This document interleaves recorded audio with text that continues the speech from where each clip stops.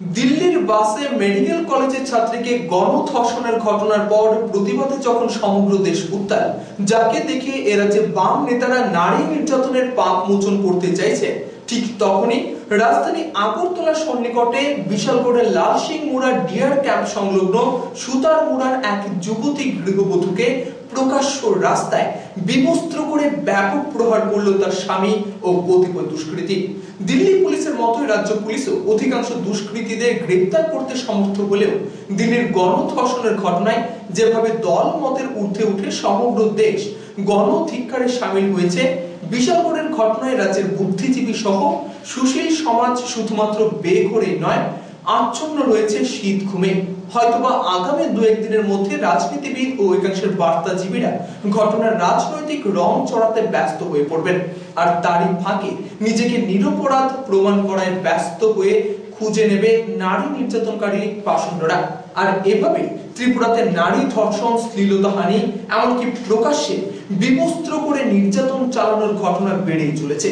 এরই নবতম সংযোজন বিশালগড়ের সুতার মুড়ায় যুবতী গৃহবধূকে প্রকাশ্য শাড়ি টেনে খুলে বিবস্ত্র করে লাইট পোস্টে বেঁধে পাশবিক নির্যাতন চালানোর ঘটনা।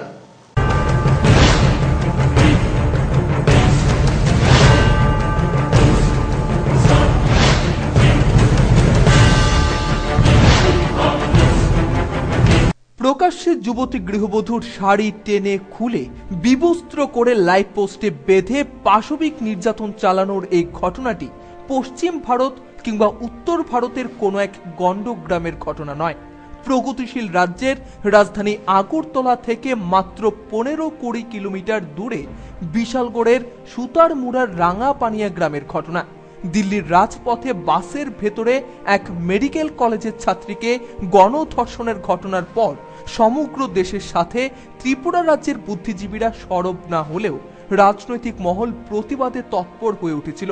গত রবিবার আস্তাবল ময়দানের বাম নারী জমায়েতে নারী সমিতির সর্বভারতীয় সম্পাদিকা তথা সিপিআইএম পলিট ব্যুরোর সদস্যা বৃন্দা করাত থেকে শুরু করে রাজ্যের নেতা নেত্রীরা যখন দিল্লির গণধর্ষণের ঘটনার কথা উল্লেখ করে বাজিমাত করছিলেন, যখন বৃন্দা করাত বলছিলেন দিল্লিতে এভাবে নারীরা নির্যাতিতা হলেও ত্রিপুরায় হয় না, ঠিক তখনই বিশালগড়ের সুতার মুড়ায় গত বুধবার দিনের আলো ও এলাকার মানুষদের সাক্ষী রেখে সমাজদ্রোহী সমীর কর তার বেভিচারিতার প্রতিবাদ করায় তার যুবতী স্ত্রীকে এলাকারই সুমন মিয়া, কিরণ মিয়া, ফিরোজ মিয়া, শ্যামায়ন মিয়া, রুবিয়া বেগম, স্বপ্না বিবি ও মায়া বেগম প্রকাশ্য রাস্তায় টেনে এনে যুবতী গৃহবধূটির পরিধেয় বস্ত্র টেনে হিচড়ে খুলে নিয়ে সম্পূর্ণ বিবস্ত্র করে লাইট পোস্টে বেঁধে ব্যাপক প্রহার করে।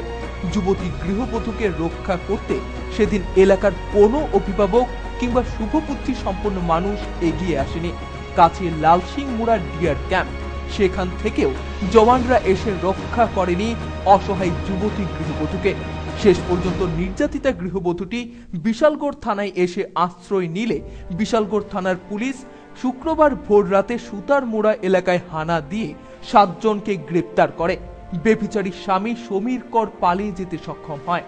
12তে বিশালগড় থানাতে একটি অভিযোগ দায়ের করে একটি রাঙাপানির এক মহিলা। সেই অভিযোগের মূলে আজকে সকালবেলা আমাদের ওসি নেতৃত্বে 7 জন আসামিকে অ্যারেস্ট করা হয় এবং তাদের আজকে কোর্টে চালান করা হলো। দিল্লির গণধর্ষণের ঘটনায় যেমনভাবে অধিকাংশ আসামি গ্রেপ্তার হয়েছে, বিশালগড়ের যুবতী গৃহবধূর মধ্যযুগীয় কায়দায় নিগৃহীত হবার অপরাধে অভিযুক্তরা অধিকাংশই গ্রেপ্তার হয়েছে ঠিক, কিন্তু দোষীদের দৃষ্টান্তমূলক শাস্তি দিতে প্রয়োজনীয় চার্জশিট দায়ের করতে পারবে কি পুলিশ প্রশাসন? নাকি বিগত দিনের ধলাই জেলার জয়ন্তী বাজারের উপজাতি যুবতীকে বিবস্ত্র করে বাজার ঘোরানোর ঘটনার মতো এই যাত্রায় পরিত্রাণ পেয়ে যাবে অপরাধীরা? এ কোন সংস্কৃতি আমদানি হয়েছে ত্রিপুরায়? রাজ্যে দ্রৌপদীদের বস্ত্র হরণের পরও নির্বিকার এ রাজ্যের তথাকথিত সুশীল সমাজ তথা বুদ্ধি বিক্রেতারা, আর ব্যস্ত সবাই দিল্লিকে নিয়ে। আর রাজ্যের ক্রমবর্ধমান নারী নির্যাতন, দ্রৌপদীর বস্ত্র হরণের পরিপ্রেক্ষিতে নিছক রাজনৈতিক স্বার্থ ব্যতীত নির্বিকার ভূমিকার জন্য রাজ্যের রাজনৈতিক সমাজ, বুদ্ধিজীবী সমাজ, শিক্ষিত সমাজ যারা নিজেদের সচেতন নাগরিক হিসেবে দাবি করেন তাদের জন্য একরাশ ঘৃণা ভরে সমস্বরে উচ্চারিত করা যেতেই পারে। ছি! বিশালগড় থেকে মান্নান হকের রিপোর্ট, হাল্লা বলি।